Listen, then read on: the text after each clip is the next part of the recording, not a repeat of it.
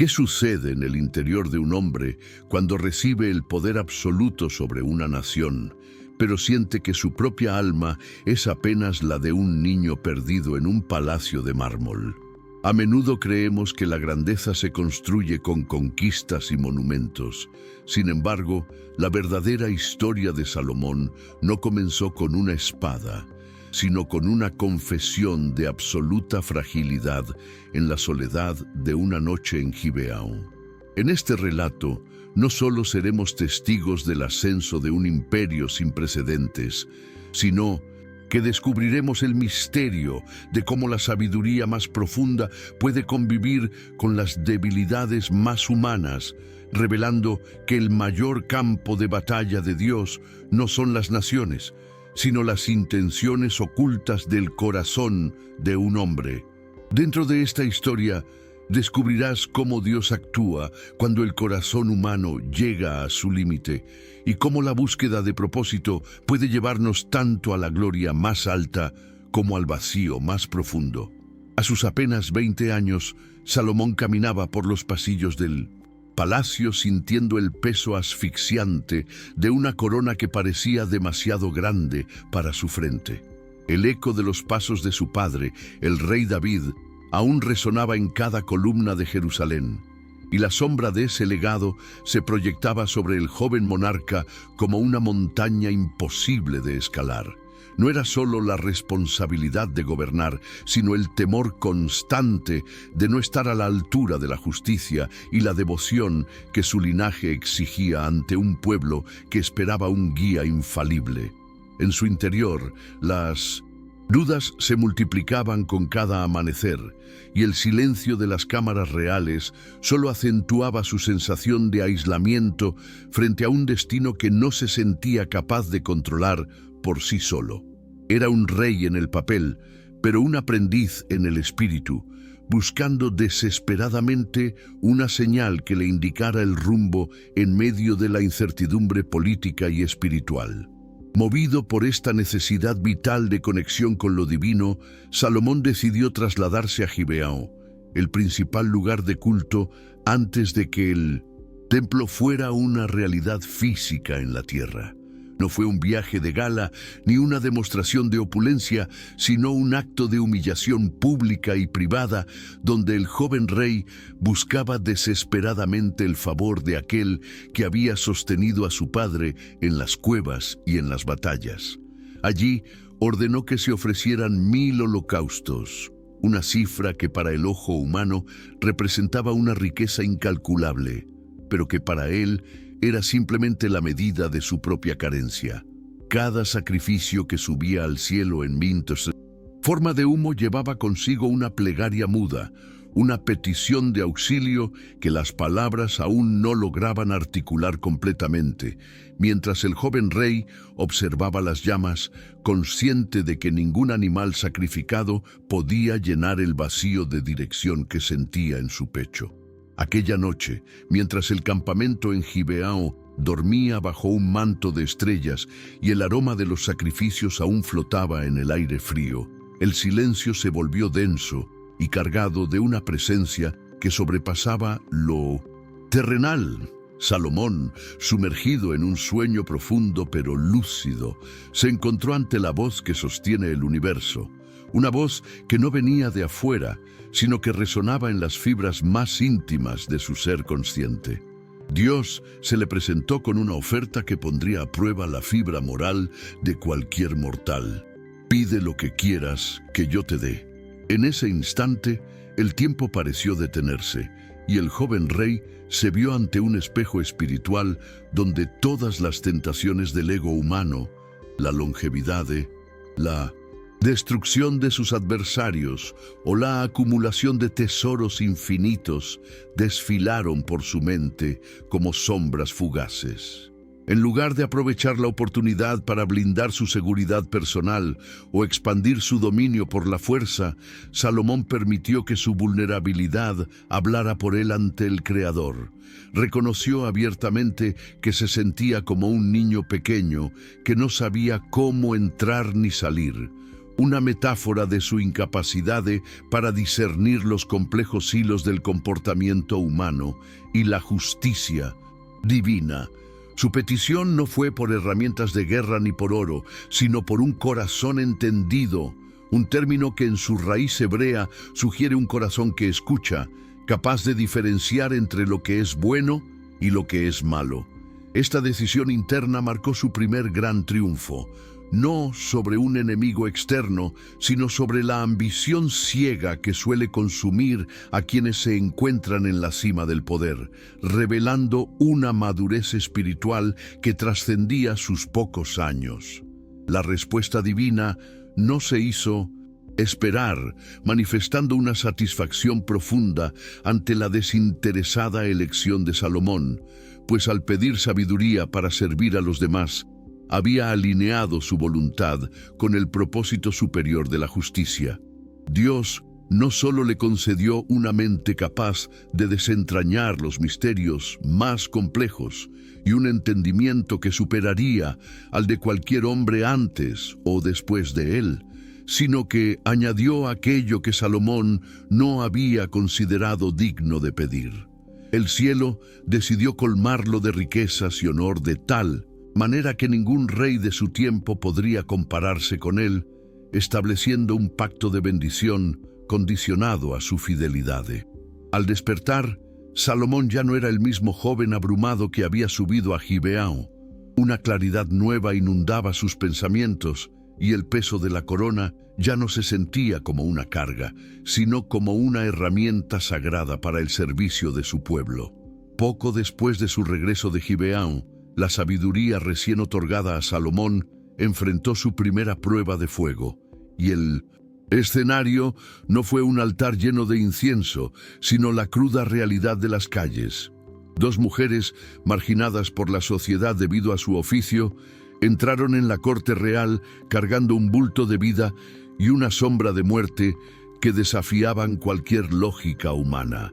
Su presencia en el palacio era un testimonio de la accesibilidad del nuevo monarca, pero el problema que traían era un laberinto de emociones y desesperación difícil de desentrañar. Ambas vivían en la misma casa, compartían el mismo espacio y habían dado a luz con apenas 3 días de diferencia.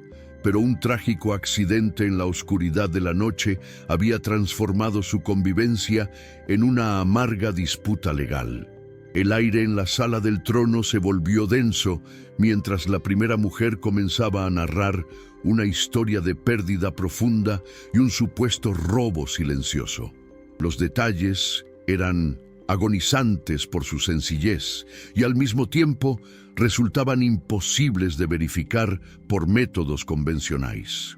Según el relato, uno de los bebés había muerto, asfixiado bajo el peso de su propia madre mientras dormía, y la acusación era que el niño vivo había sido intercambiado por el fallecido en el silencio de una habitación sin testigos.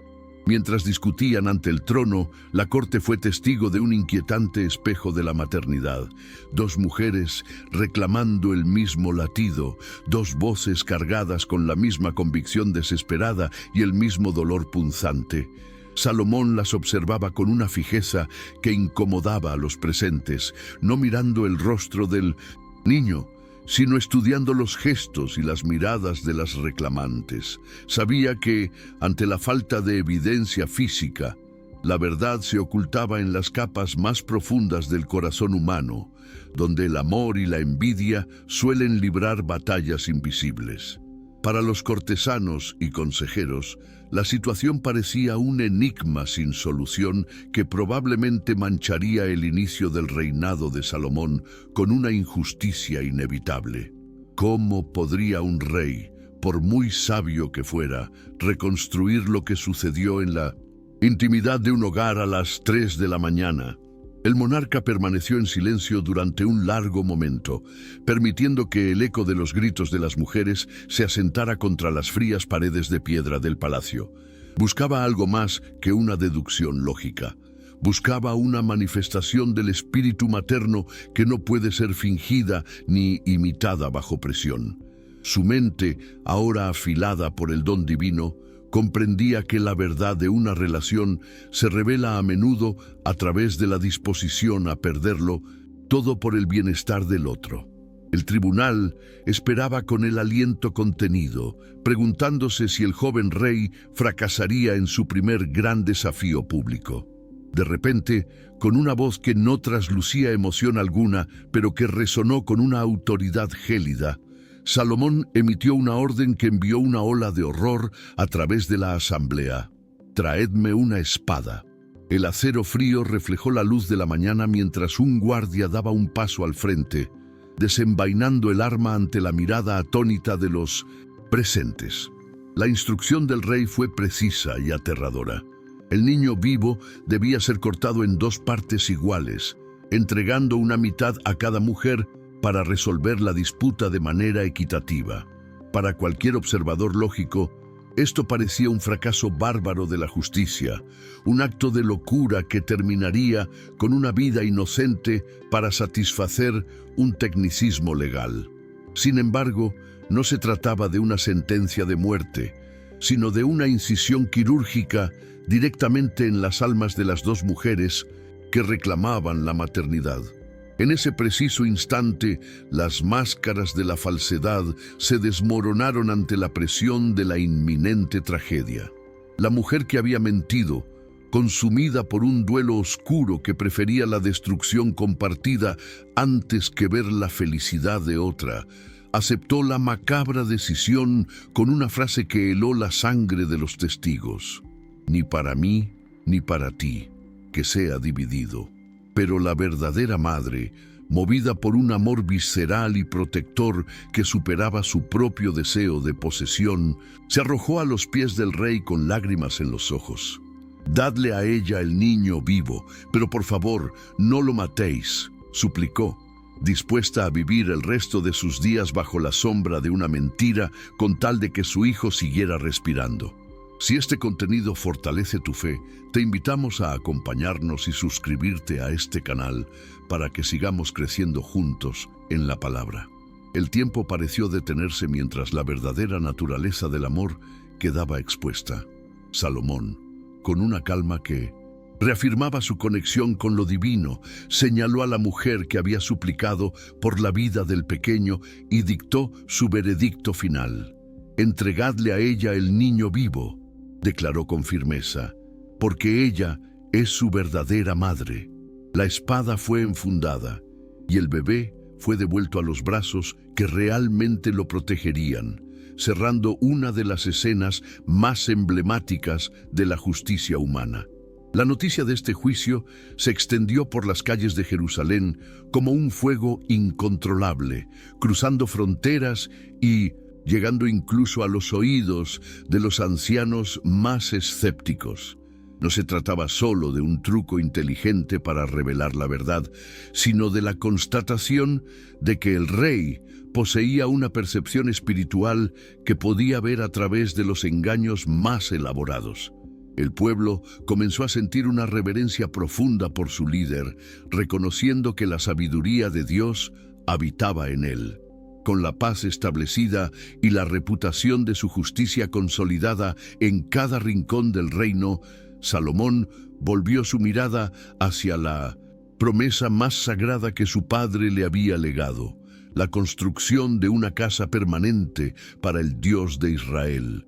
Hasta ese momento, la presencia divina había habitado en una tienda móvil, un tabernáculo que recordaba los años de peregrinaje y fragilidad en el desierto. Pero el nuevo rey comprendió que el tiempo de la estabilidad había llegado. No se trataba simplemente de un proyecto arquitectónico de gran escala, sino de un acto de ingeniería espiritual que buscaba anclar lo eterno en lo temporal, convirtiendo el monte Moriah en el centro de gravedad del mundo conocido. Salomón sabía que la magnitud de esta tarea requeriría más que solo oro y mano de obra. Exigiría una coordinación de voluntades que trascendiera las fronteras de su propia nación y una devoción que no admitiera fisuras en su ejecución. Para obtener los materiales más nobles de la tierra, Salomón estableció una alianza estratégica con Hiram, el rey de Tiro, cuyas naves dominaban los mares y cuyos bosques poseían los legendarios cedros del Líbano. Miles de hombres fueron movilizados en un esfuerzo logístico sin precedentes, dividiéndose en turnos para que la tierra no se sintiera agotada y las familias no fueran descuidadas, en un delicado equilibrio entre el deber sagrado y la compasión humana. El sonido de las hachas en las montañas lejanas y el transporte de los enormes troncos por las costas del Mediterráneo eran el preludio de algo mucho mayor que la suma de sus partes. En esta colaboración entre reinos se manifestaba una verdad profunda, que la construcción de lo sagrado a menudo requiere la participación de manos diversas, uniendo diferentes culturas bajo el propósito común de honrar lo que es más alto que el hombre mismo. Sin embargo, el aspecto más asombroso y espiritual de la obra no fue su magnitud, sino el profundo silencio que rodeaba el lugar de la construcción en la cima de la montaña. Siguiendo una instrucción que buscaba preservar la santidad del sitio, no se permitió que ningún martillo, hacha ni herramienta de hierro resonara en el monte mientras el templo tomaba forma, pues las piedras eran talladas con precisión milimétrica en las canteras antes de ser trasladadas.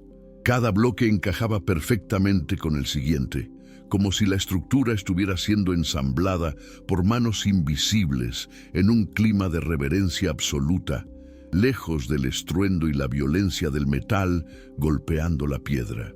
Este silencio no era un vacío de actividad, sino un recordatorio de que la verdadera presencia de Dios no se construye con el ruido del esfuerzo humano, sino en la quietud de una preparación interna que respeta la paz del lugar santísimo. Durante 7 largos años, el templo fue creciendo, transformándose de un esqueleto de roca en un santuario revestido de los tesoros más exquisitos de la época, desde el oro puro de Ofir hasta las maderas talladas con figuras de querubines y flores. Cada detalle, desde los intrincados capiteles de las columnas hasta el mar de bronce, tenía el propósito de evocar una belleza que hablara de la gloria de lo invisible en un lenguaje que los sentidos humanos pudieran comprender. Salomón no escatimó en recursos, pero su enfoque no estaba en la ostentación del poder personal, sino en la creación de un espacio donde la trascendencia pudiera ser palpada por el hombre común. Al completarse la obra, la estructura se erguía como un monumento a la paciencia y a la visión, un testamento de que la excelencia es la única respuesta adecuada cuando el corazón humano intenta ofrecer un hogar a la divinidad en la tierra. El día de la dedicación, una multitud que cubría los valles circundantes se reunió para presenciar el momento en que el Arca de la Alianza sería trasladada desde la ciudad de David hasta su lugar de descanso final en el lugar santísimo. El ambiente estaba cargado de una electricidad espiritual, una mezcla de júbilo y temor reverente que solo se experimenta cuando un ciclo histórico de siglos llega a su culminación.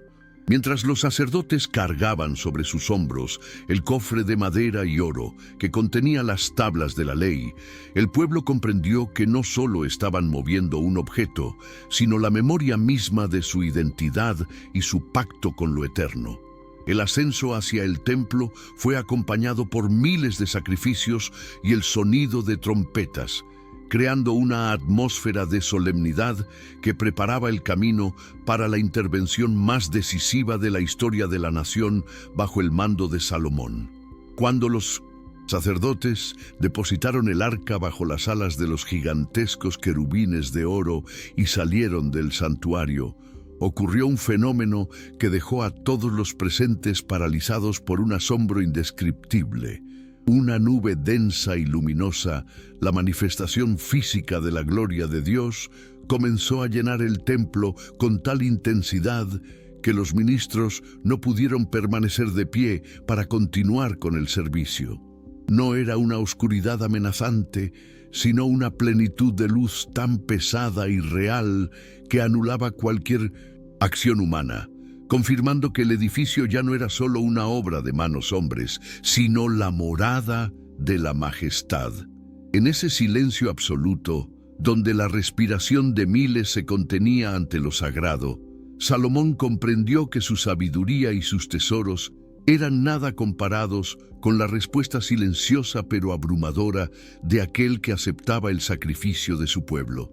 La fama de la sabiduría de Salomón no se detuvo en las fronteras de Israel, sino que comenzó a viajar por las rutas comerciales como una corriente invisible, cruzando desiertos y mares hasta llegar a los rincones más remotos de la tierra. En el sur de la península arábiga, en el próspero reino de Sabá, estos relatos encontraron un eco particular en el corazón de su reina, una mujer cuya inteligencia y curiosidad igualaban su inmensa riqueza. Para ella, los informes sobre un monarca que no solo acumulaba oro, sino que comprendía los secretos de la existencia y servía a un Dios invisible, no eran solo rumores políticos, sino un desafío personal. Movida por una inquietud que sus propios sabios y tesoros no podían satisfacer, decidió emprender un viaje de proporciones épicas, no con el propósito de conquistar, sino con la humilde pero ardiente intención de poner a prueba la profundidad de aquel hombre con las preguntas más difíciles que el espíritu humano puede formular. La llegada de la caravana de Sabá a Jerusalén fue un espectáculo que detuvo la respiración de la ciudad, con una hilera interminable de camellos cargados con especias raras, oro en abundancia y piedras preciosas que brillaban bajo el sol de Judea. Sin embargo, detrás de la pompa y el esplendor visual, la reina traía consigo un cargamento mucho más pesado, una serie de enigmas y dilemas existenciales que habían madurado en su mente durante años de observación del mundo. Ella no buscaba respuestas sencillas ni fórmulas de cortesía real, sino que deseaba confrontar la realidad del conocimiento de Salomón con las sombras de la duda que a menudo acompañan al ejercicio del poder. Al entrar en el palacio, su mirada era la de una observadora aguda y escéptica, preparada para descubrir si lo que se decía en las plazas de los mercados era una verdad transformadora o simplemente una exageración diplomática para alimentar el ego de un joven soberano. Cuando finalmente se encontró frente a Salomón, no hubo preámbulos innecesarios. La conversación se sumergió de inmediato en las profundidades de la ética, la naturaleza, el destino y la relación entre el hombre y lo divino. Salomón no necesitó consultar pergaminos antiguos ni llamar a sus consejeros para responder a las interrogantes más complejas de la soberana. Sus respuestas fluían con una claridad natural que parecía desentrañar la esencia misma de las cosas. No era solo el contenido de sus palabras lo que impactaba a la reina, sino la paz con la que hablaba de los misterios más oscuros de la vida. A medida que avanzaba la entrevista, ella comenzó a percibir que la sabiduría de aquel hombre no era un barniz intelectual aprendido, sino una conexión viva con una fuente de verdad que ella aún no lograba comprender del todo, pero cuya fuerza era innegable. Sin embargo, el asombro de la reina de Sabá no se limitó a las palabras de Salomón, sino que se extendió a la meticulosa organización de todo lo que rodeaba al rey, desde la disposición de su mesa hasta la conducta de sus servidores. Observó con detenimiento la calidad de los alimentos, la armonía en las vestiduras de sus oficiales y la eficiencia silenciosa con la que se movía cada pieza de la maquinaria estatal. No había caos, ni arrogancia, ni el desorden típico de las cortes que confunden la opulencia con la grandeza. Todo parecía reflejar un orden cósmico traducido al lenguaje de la administración humana. Lo que más la conmovió fue observar el ritual con el que el rey subía hacia el templo para ofrecer sus sacrificios, percibiendo una devoción que unía la majestad de su posición con la humildad de un siervo ante su creador, una coherencia que rara vez se encontraba en los gobernantes de su tiempo. Llegó un momento en que la resistencia intelectual de la reina simplemente se desvaneció ante la abrumadora realidad de lo que sus ojos veían y sus oídos escuchaban. Se dice que se quedó sin aliento, una expresión que describe no solo un cansancio físico, sino el asombro de un alma que reconoce algo infinitamente superior a sus propias expectativas. En un gesto de honestidad poco común para alguien de su estirpe, confesó ante Salomón que las noticias que habían llegado a su tierra eran apenas una sombra de la verdad, y que ni la mitad le había sido contada sobre su sabiduría y la prosperidad de su reino. Su escepticismo inicial se transformó en una bendición pública hacia el Dios de Israel, reconociendo que la estabilidad y la justicia del reinado de Salomón no eran fruto del azar, sino una manifestación de un amor divino que deseaba el bienestar de su pueblo a través de un líder sabio.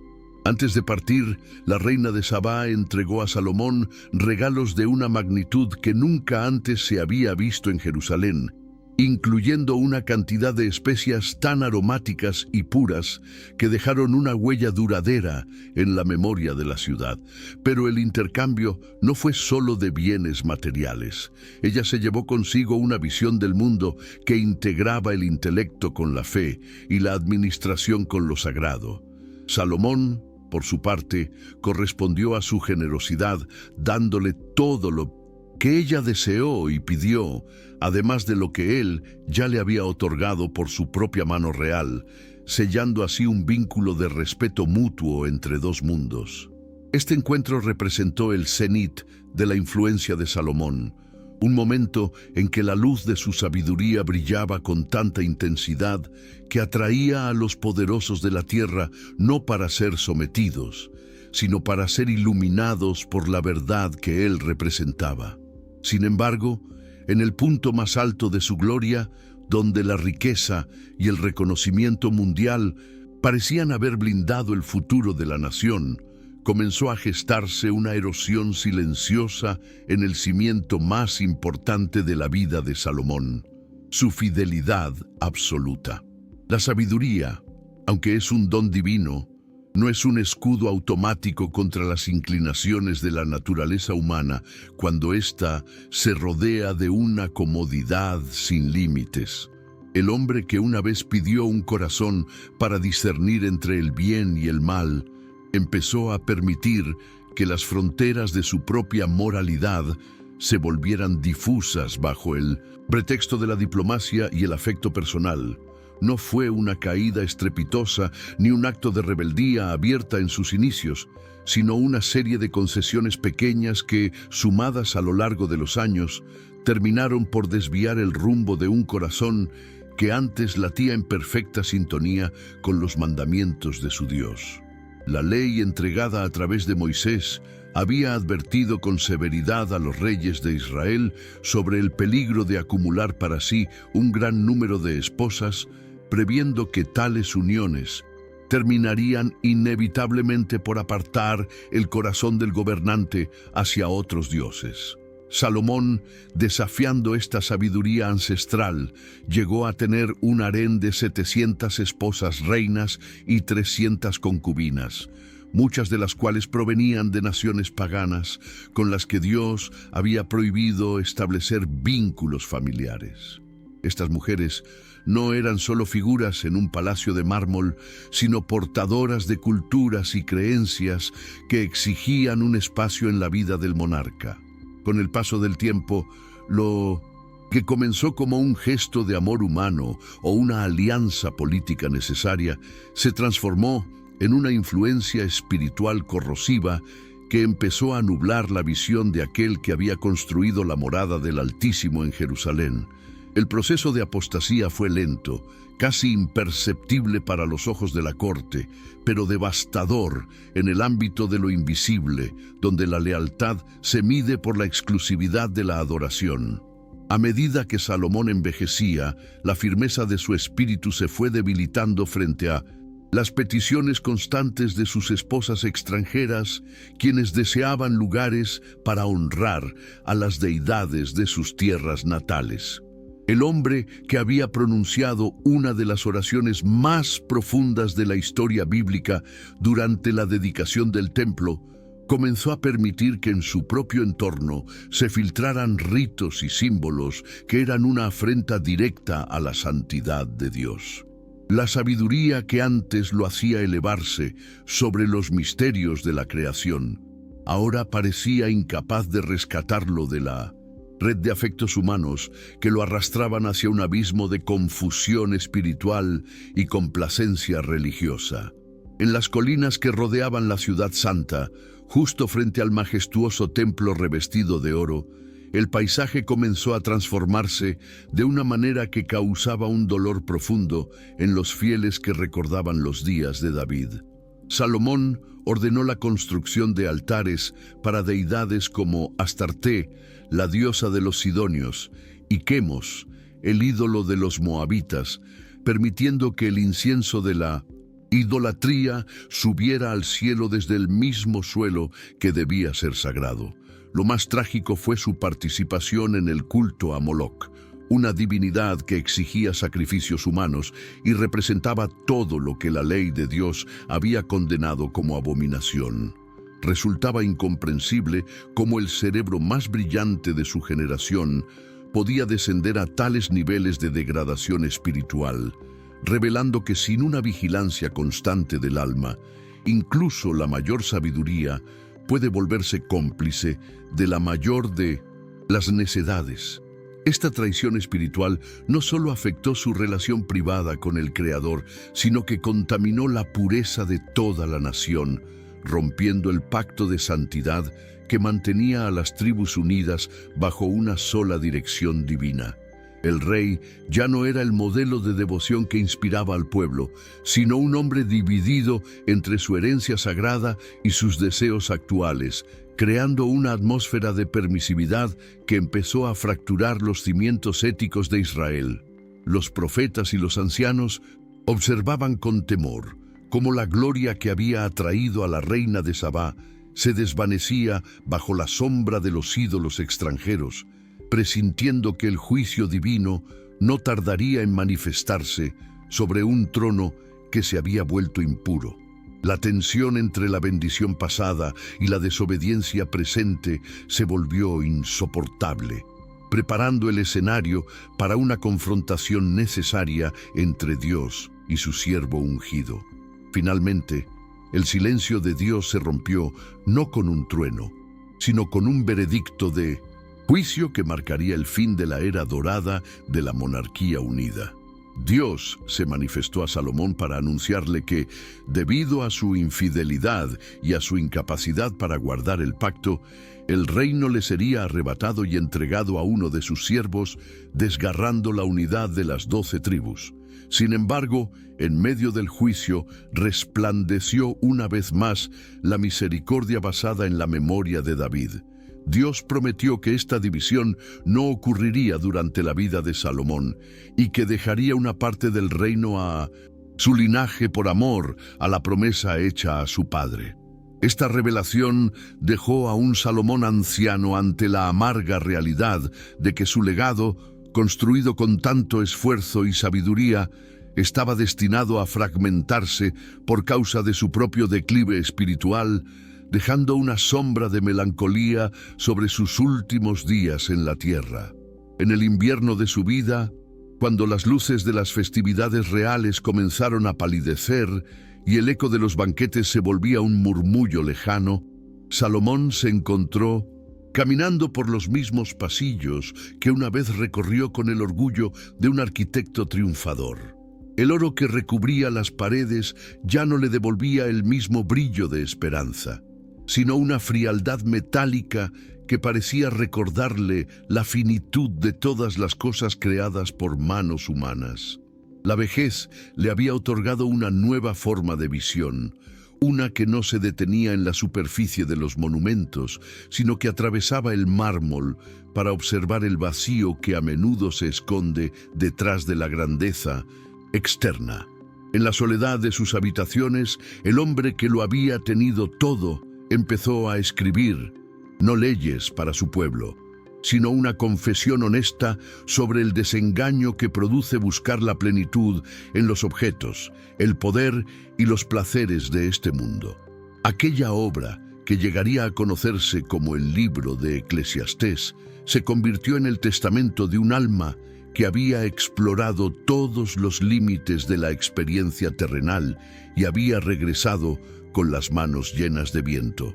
Su voz, ahora despojada de adornos diplomáticos y pretensiones reales, repetía una palabra que resonaba como un latido constante: vanidad, o en su sentido original, un vapor fugaz que desaparece al intentar atraparlo.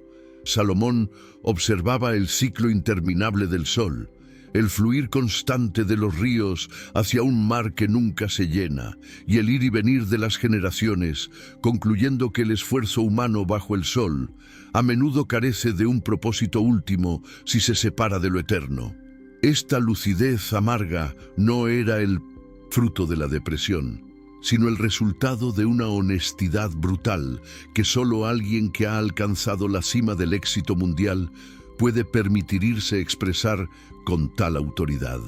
El rey recordó sus vastos jardines, sus proyectos de ingeniería que habían alterado el paisaje de Judea y sus estudios sobre la botánica y la zoología, dándose cuenta de que ni siquiera el conocimiento más profundo podía ofrecer descanso al espíritu. Había acumulado sabiduría como quien junta tesoros, pero descubrió que en la mucha sabiduría hay mucha aflicción, y que quien añade ciencia a menudo solo añade dolor al comprender mejor las injusticias y la fragilidad de la vida.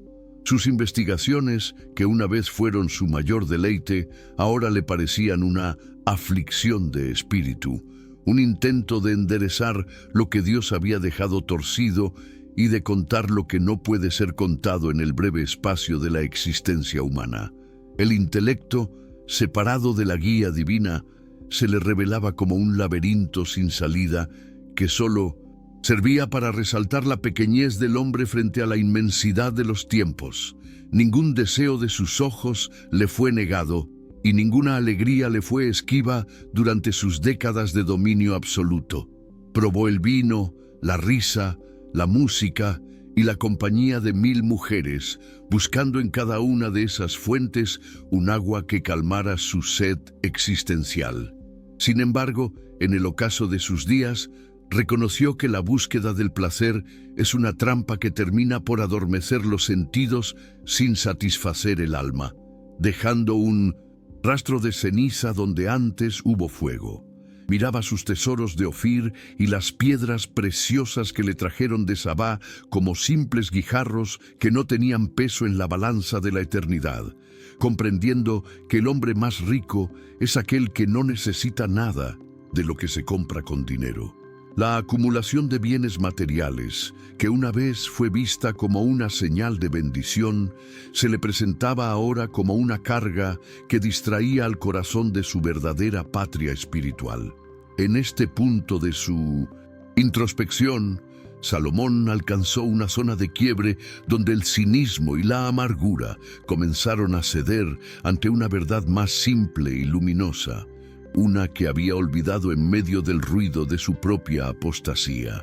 A pesar de haber fallado y de haber permitido que su corazón se desviara tras los dioses de sus esposas, el anciano rey volvió su mirada hacia el origen de su propia historia, hacia aquel sueño en Gibeón donde todo era puro.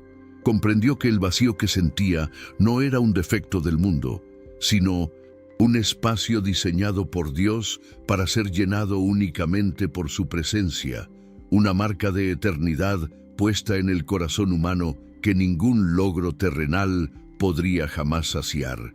Esta revelación marcó su regreso espiritual, no a través de grandes sacrificios públicos, sino a través del silencio de un alma arrepentida que reconoce su total dependencia del Creador. El cierre de sus reflexiones no fue un grito de desesperación, sino un consejo sereno y reverente para aquellos que vendrían después de él, evitando que tropezaran con las mismas piedras que habían marcado su declive.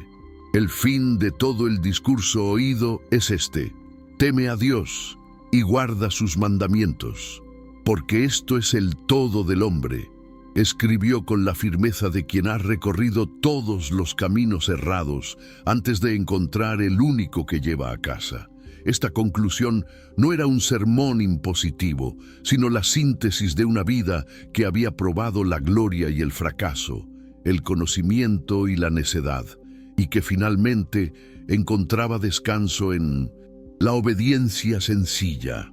Con estas palabras, Salomón cerraba el círculo de su existencia, dejando tras de sí una advertencia eterna sobre el peligro de olvidar al Creador en los días de la juventud y el éxito, antes de que lleguen los años en los que se diga no tengo en ellos contentamiento.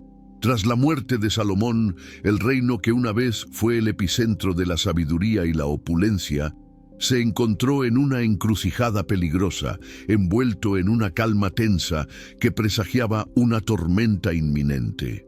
El trono pasó a manos de su hijo Roboam, quien heredó no solo la corona de su padre, sino también las crecientes tensiones sociales que se habían acumulado durante los últimos años del reinado anterior.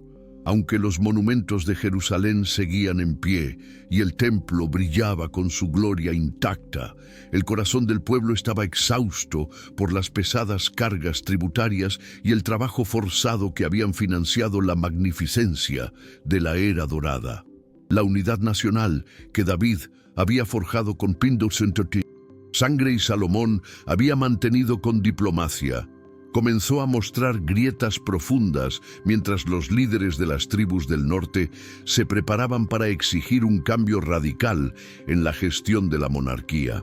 El centro de esta resistencia estaba liderado por Jeroboam, un antiguo oficial de Salomón que regresaba del exilio con el respaldo de una profecía que le aseguraba el dominio sobre 10 de las tribus de Israel. La asamblea se reunió en Siquem, un lugar cargado de significado histórico y espiritual, donde el pueblo presentó a Roboam una petición clara y directa. Si el nuevo rey aligeraba el yugo opresivo que su padre les había impuesto, ellos le servirían con lealtad perpetua. Era un momento de alta política y profunda espiritualidad. Un punto de inflexión donde la humildad de un gobernante podía salvar una nación o su soberbia podía destruirla para siempre. Roboam, enfrentado a su primera gran prueba de liderazgo, solicitó 3 días de tregua para reflexionar, una pausa que el destino aprovechó para pesar las intenciones más íntimas de su carácter antes de que se tomara una decisión irreversible.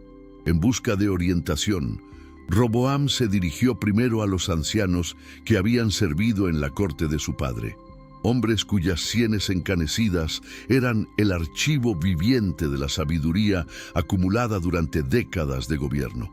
Estos consejeros, conociendo bien el pulso del pueblo y los peligros del resentimiento acumulado, le instaron a actuar con la benevolencia de un pastor y no con la fuerza de un tirano.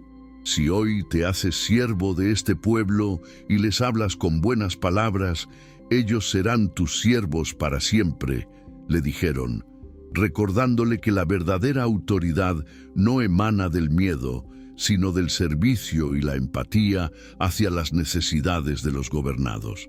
Sin embargo, para un joven criado en la burbuja de la abundancia real y rodeado de la adulación de la corte, la idea de ceder ante las demandas del pueblo se sintió más como una muestra de debilidad que como un acto de alta sabiduría. Incapaz de valorar el consejo de la experiencia, el joven monarca consultó entonces a sus contemporáneos. hombres de su propia generación que habían crecido bajo la sombra de la opulencia y carecían de la cicatriz de la lucha o el discernimiento del espíritu. Estos jóvenes, movidos por el orgullo y el deseo de consolidar un poder absoluto e indiscutible, le aconsejaron responder con una dureza que dejara claro quién era el soberano desde el primer día. Le sugirieron una respuesta que se volvería infame en la historia bíblica: que su dedo meñique sería más grueso que los lomos de su padre, y que, si Salomón los había castigado con azotes, él los castigaría con escorpiones. Este consejo no buscaba la paz ni la justicia, sino alimentar el ego de un hombre que confundía la severidad con la fuerza y la opresión con el control, ignorando que el reino ya no era un bloque sólido, sino un cristal a punto de estallar. Cuando llegó el tercer día, Roboam se presentó ante la multitud con un semblante que no reflejaba la compasión de su abuelo David, ni la prudencia de su padre Salomón, sino la arrogancia ciega de quien se cree intocable por derecho de nacimiento. Ignorando las súplicas de los humildes y el consejo de los sabios, pronunció la respuesta que los jóvenes le habían dictado, golpeando el aire con palabras cargadas de amenaza y desprecio hacia el cansancio de sus súbditos. El silencio que siguió a su discurso no fue uno de sumisión, sino la calma previa a una ruptura que cambiaría el mapa espiritual de la tierra prometida para siempre. En ese instante, las 10 tribus del norte comprendieron que no había lugar para ellas bajo un trono que prefería la dominación a la alianza, y el grito de rebelión resonó en el valle de Siquem: «A tus tiendas, Israel». La división fue inmediata y total, dejando a Roboam con el control únicamente de la tribu de Judá y Benjamín, mientras que el resto de la nación coronaba a Jeroboam como su rey, cumpliendo así el juicio divino que había sido anunciado a Salomón años atrás. Lo que una vez fue un solo cuerpo bajo la gloria del templo, se fracturó en 2 reinos que a menudo vivirían en conflicto, debilitando la influencia de la nación y abriendo la puerta a futuras influencias paganas en ambos lados de la frontera. El trono de David permaneció en Jerusalén, pero la plenitud de la visión de una nación unida se perdió entre los escombros de una decisión basada en la soberbia y la desconexión con lo sagrado. La historia de Salomón, que comenzó con una oración por sabiduría, terminaba con la amarga consecuencia de haberla abandonado en el altar de los deseos personales y la ambición política de su descendencia. Al observar los restos de lo que fue el imperio más glorioso de su tiempo, surge una pregunta que atraviesa los siglos: ¿cómo pudo la mente más brillante terminar contemplando la fractura de su propia herencia? La historia de Salomón no es simplemente la crónica de un ascenso y una caída política, sino un mapa detallado de las corrientes que mueven el espíritu humano cuando se enfrenta a la abundancia absoluta. El oro que una vez fluyó como el agua y la sabiduría que atrajo a los reyes de la tierra terminaron convirtiéndose en un velo que, por un tiempo, ocultó la fragilidad de un hombre que olvidó que el mayor don no era su intelecto, sino su dependencia del Creador. En el silencio de las colinas de Jerusalén, el eco de su reinado nos recuerda que la grandeza sin vigilancia es solo un monumento que espera su propio colapso, dejando tras de sí la lección de que el corazón es el único templo que Dios realmente desea habitar de forma permanente. El contraste entre aquel joven que temblaba de humildad en Gibeón y el anciano que construía altares paganos para complacer afectos humanos revela la tensión constante entre la gracia divina y el libre albedrío. Salomón demostró que la sabiduría, por muy profunda que sea, no es una posesión estática que se guarda en un cofre, sino una relación viva que debe ser alimentada con cada decisión diaria. Su vida fue un experimento a gran escala sobre la capacidad del hombre para encontrar satisfacción en lo creado, y su conclusión en Eclesiastés permanece como un faro para toda generación que busca el propósito en el éxito externo. Al final, no fueron sus proverbios ni su flota de naves lo que definió su legado espiritual, sino su reconocimiento final de que, sin el temor de Dios, incluso el trono más alto se siente como un lugar de exilio y soledad en medio de la multitud. La división del reino bajo su hijo Roboam no fue un accidente de la historia, sino el resultado visible de una división que ya había ocurrido en el interior del palacio mucho tiempo antes. Una nación que olvida el servicio y se entrega a la acumulación termina por fragmentarse, pues la verdadera unidad solo es posible bajo un propósito que trascienda el ego de sus gobernantes. Los 10 pedazos de tela que el profeta Ahías rasgó para simbolizar la ruptura de las tribus eran en realidad los jirones de un pacto que Salomón había permitido que se desgastara con cada concesión a la idolatría.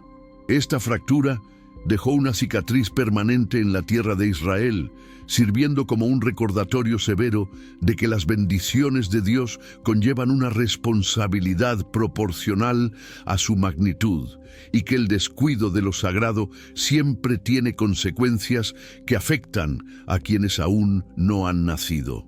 Sin embargo, a pesar de las sombras y el declive, el misterio de la misericordia de Dios resplandece en el hecho de que el linaje de David no fue extinguido por completo, preservando una lámpara encendida en Jerusalén por amor a una promesa antigua.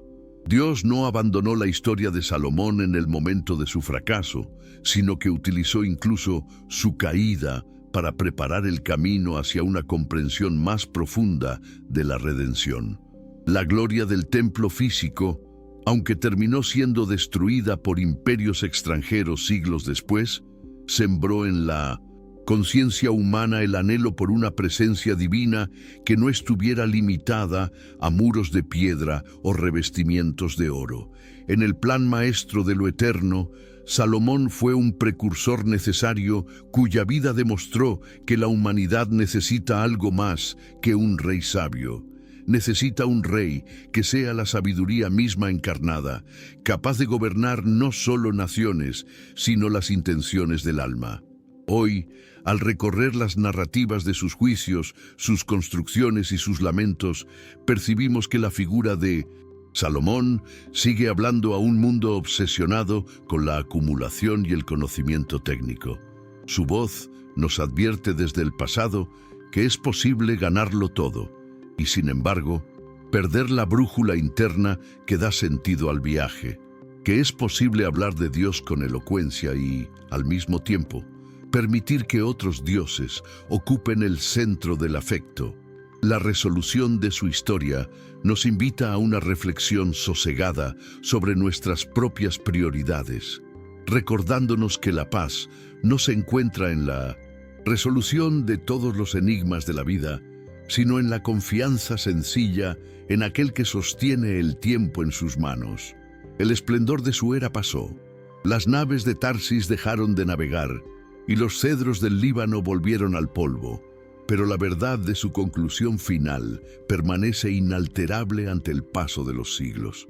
Cerramos este relato contemplando la imagen de un rey que, tras haberlo probado todo, regresa al principio de su camino para decirnos que el temor de Dios es el principio de todo lo que es real y duradero, que esta narrativa no sea vista como una tragedia, sino como un acto de revelación sobre la naturaleza de la gracia que permanece fiel incluso cuando el hombre flaquea. El legado de Salomón es un puente entre la gloria que fue y la esperanza de lo que ha de venir. Un espacio de silencio donde el alma puede detenerse y reconocer su propia sed de infinito. Que al alejarnos de estas crónicas, llevemos con nosotros no el deseo de su oro, sino la claridad de su arrepentimiento, entendiendo que el mayor éxito de una vida es terminarla guardando los mandamientos de aquel que nos dio el aliento. En ese temor reverente se encuentra la verdadera libertad. y en esa obediencia la única sabiduría que el tiempo no puede desgastar.